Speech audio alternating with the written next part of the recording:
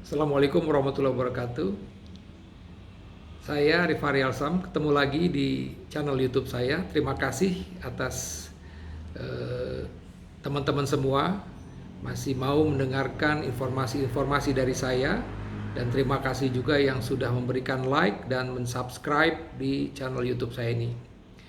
Pertama-tama saya ingin menyampaikan ya bahwa terima kasih yang sebesar-besarnya karena alhamdulillah saya sudah terbebas dari COVID-19 untuk infeksi yang kedua ini. Kalau teman-teman sempat menyimak paparan saya pada isolasi mandiri, video isolasi mandiri yang saya buat terakhir itu benar-benar memang saya sedang dalam kondisi terinfeksi ya, jadi memang betul-betul saya isolasi mandiri.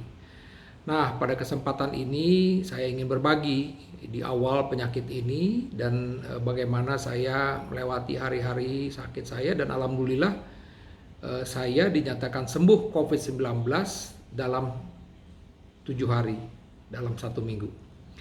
Ya, perlu saya sampaikan memang gejala awal yang saya rasakan itu mirip seperti kita seperti mau infeksi, mau flu. Jadi pegel-pegel linu. Ada meriang tapi suhunya tidak naik. Waktu itu saya ingat sekali, itu hari Selasa malam. Ya, saya sempat menyampaikan ini kepada istri saya, ya udah saya istirahat saja. Hari Rebo bangun tidur lebih nyaman, tapi masih pegel-pegel masih ada, tidak ada demam.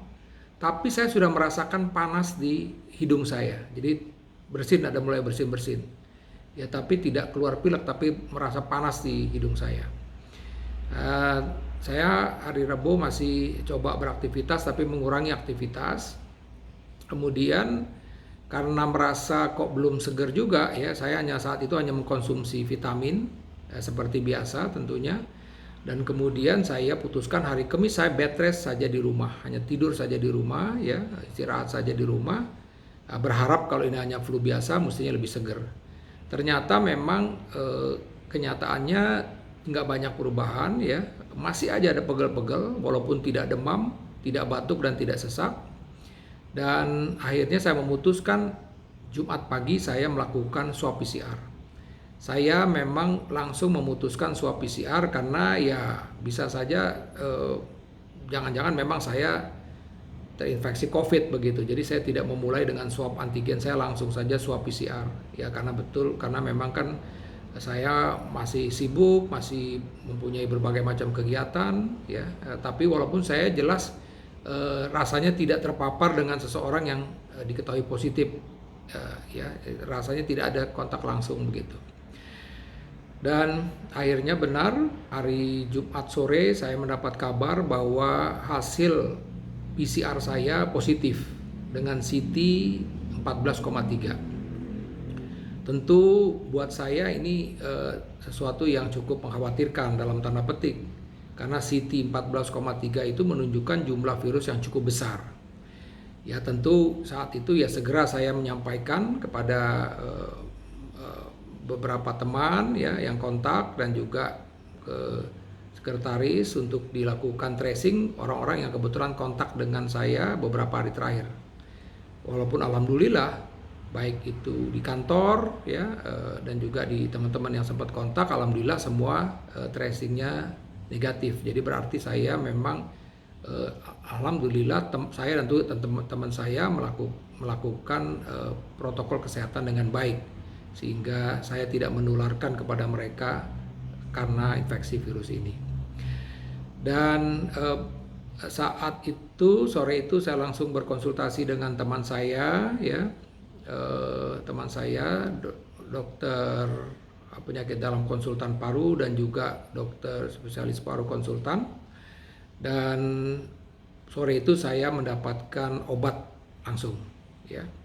Nah, saya sampaikan bahwa memang ini harus menjadi perhatian buat teman-teman semua.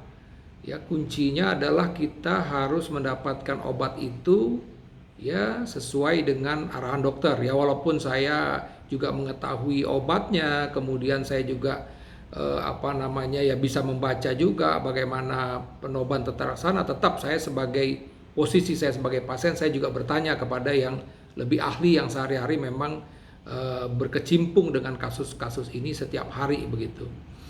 Akhirnya saya mendapat advice. Saya hanya menyampaikan bahwa mainnya tetap obat yang diberikan adalah obat antivirus. Ya, dalam hal ini saya kebetulan dapatkan favipiravir dan azitromisin yang memang ini sebenarnya antibiotik, tapi tujuannya adalah untuk sebagai anti radang dan juga disebutkan sebagai imunomodulator. Dan saya tetap juga mengkonsumsi vitamin-vitamin, vitamin A. Ya, saya mengkonsumsi 400 ml, ya, 1 kali 400. Kemudian saya mengkonsumsi vitamin D 5000 1 kali 1. Saya mengkonsumsi satu multivitamin yang kandungan multivitamin ini mengandung vitamin C 750 mg dan juga zinc. Ya, saya juga kombinasi dengan satu tablet vitamin C dosis 1000 ml, ya, yang non asidik. Jadi itu obat-obat yang menjadi obat-obat utama yang saya konsumsi, ya, saat itu, ya. Dan alhamdulillah setelah 2-3 hari saya merasakan bahwa gejala-gejala itu berkurang semua. Secara untuk badan menjadi lebih enak, hangat, terus terang saya menggunakan minyak kayu putih. Saya balurkan setiap hari di depan dan di belakang setelah mandi pagi dan sore, dan rasanya ketika udah mulai pegel-pegel saya gosokkan lagi minyak kayu putih. Dan selain itu juga saya merasakan adanya ingin mengetahui apakah saya memang anosmia atau tidak, masih bisa mencium atau tidak. Di awal-awal memang sudah mulai penurunan, ya mungkin juga karena pilek, ya, karena rasa panas. Tapi beberapa hari setelah obat sudah mulai saya konsumsi, ini secara kembali lagi saya sudah bisa mencium tajamnya minyak kayu putih. Jadi minyak kayu putih kita tahu ini adalah warisan nenek moyang kita, digunakan untuk melegakan pernapasan, ya, dan juga sering membantu ketika kita kembung oleh orang tua kita diberikan minyak kayu putih. Dan saya juga memang sering di dalam kehidupan sehari-hari menggunakan minyak kayu putih. Selalu ada minyak kayu putih di rumah tadi untuk mengatasi hal-hal tersebut begitu. Dan karena saya merasa juga ini cukup membantu begitu. Dan ini juga menjadi hal yang saya lakukan, gunakan begitu. Dan kemudian yang penting adalah saya tetap makan dengan baik. Itu yang penting intinya. Jadi makan 3 kali sehari. Dan di sela-sela makan saya juga mengkonsumsi buah-buahan, variasi buah yang digunakan, kadang mangga, kadang melon, pepaya. Jadi bertukar-tukar menu komponen buahnya. Dan setiap makan saya selalu ada sayur, ya, karena saya percaya di sini juga ada multivitamin, ya, ada mineral juga ada di situ, ada unsur serat, ada antioksidan juga di dalam sayur-sayuran dan buah-buahan tersebut. Dan alhamdulillah sekali lagi saya tidak mengalami permasalahan dengan lambung, tidak mengalami permasalahan dengan pencernaan, sehingga ya buang air besar saya lancar, ya, makan saya juga enak-enak saja. Dan satu hal yang saya lakukan juga kuncinya, karena dalam penyembuhan ini selain obat-obatan, ya, selain tadi berbagai macam makanan yang cukup gizi, ya, saya juga ya, yang terpenting adalah juga jangan stres, itu yang penting. Nah, bagaimana saya mensiasatinya? Saya menghindari diskusi-diskusi di WA group yang cukup menguras pikiran saya. Ya mengikuti grup-grup yang banyak lucu-lucunya lah, tertawa. Terus terang saja saya juga meningkatkan baca Al-Quran saya, zikir saya, sekaligus juga melatih pernapasan. Dan satu hal lagi, saya juga setiap hari melakukan latihan pernapasan. Ya, Anda bisa lihat juga di Instagram saya, itu ada kebetulan dari rumah sakit, dari departemen dari Rumah Sakit Persahabatan, ya, bagaimana latihan pernapasan, ya, termasuk juga dengan posisi telungkup, ya, bagaimana menarik napas, karena memang penting sekali untuk melatih pernapasan kita, terutama pada pasien-pasien yang COVID ini. Dan tidur itu menjadi hal yang penting. Jadi saya usahakan tidur saya malam itu 6 jam. Ya, ketika bangun, ketika sholat subuh, ya kan, kemudian juga tentu baca Al-Quran, ya, kemudian makan, ya saya usahakan tepat waktu makan, setengah 7, jam 7, kemudian minum obat. Nah, oke, masih bisa kalau Anda mau menonton TV atau buka WA, silakan, ya. Nah, kemudian jam-jam 10, setengah 11 sudah mulai ngantuk, tidur. Saya tidur 1 jam, ya, sampai menjelang zuhur, sholat zuhur, makan, ya, begitupun juga kira-kira jam 2, setengah 3 ngantuk, tidur lagi, ya. Oke, ya, kemudian sampai asar, sholat, ya udah, silakan melakukan aktivitas lain begitu, ya. Dan usahakan juga kita berinteraksi dengan keluarga melalui video call, karena jelas pintu kamar kita isolasi tertutup, ya, sehingga mereka juga ingin mengetahui kondisi kita. Nah, di situ biasanya saya jam-jam 4, jam 5 melakukan video call dengan istri saya, dengan anak-anak, menyampaikan bagaimana kondisi saya, ya, setelah sholat maghrib, makan, ya baca Al-Quran lagi, kemudian sholat isya, ya, setelah itu sambil ya silakan kalau mau nonton TV, tapi berita-berita ringan saja, dan setelah itu beristirahat. Jadi ini hal-hal yang saya ulang-ulang. Tetap bergerak tadi yang saya bilang tadi, walaupun di kamar misalnya. Nah, ini harus menjadi perhatian. Jadi, dan apa yang saya lakukan untuk monitoring? Ya, saya melakukan monitoring dengan pemeriksaan oximeter, ya.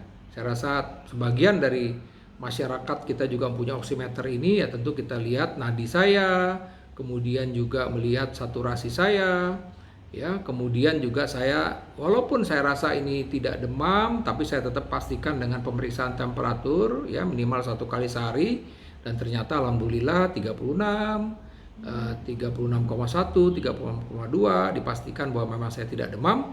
Dan saya juga melakukan tekanan darah, tensimeter, ya, memastikan apakah terjadi peningkatan tekanan darah atau tidak begitu. Jadi ini diusahakan dilakukan minimal pada saat bangun pagi, ya, atau kalau memang rasanya masih agak ada hal yang ngerasa tidak nyaman, ya bisa diulang pada sore hari begitu. Dan ini juga kita laporkan kepada ya, kebetulan ada tim yang ikut memantau, dan saya laporkan kondisi ini kepada tim yang memantau tersebut begitu, kondisi harian ini. Alhamdulillah makin lama makin membaik. Saya hanya merasakan pegel-pegel pilek itu hanya sampai 3 hari, ya. Jadi waktu itu mulai Selasa, ya, 3 hari setelah minum obat tentunya. Jadi Selasa, Rabu, Kamis, Jumat saya periksa, kemudian hari Senin, Selasa udah nyaman badan saya. Hari Jumat saya periksa lagi PCR, alhamdulillah PCR saya ternyata sudah negatif. Jadi sekali lagi mesti saya sampaikan kepada teman-teman semua, tetap semangat, ya. Yang penting jangan terlambat ketika kita merasa tidak nyaman, segera istirahat, ya. Kemudian segera berusaha juga bisa mengobservasi, dan kalau perlu kontak dengan dokter. Saat ini berbagai macam rumah sakit juga menyediakan telemedicine, kita bisa berkonsultasi. Ya, mudah-mudahan kita juga mendapatkan obat-obatnya, karena saya tahu juga kondisi obat-obatan sekarang juga semakin sulit, ya, obat-obat terutama untuk support untuk pasien-pasien COVID ini.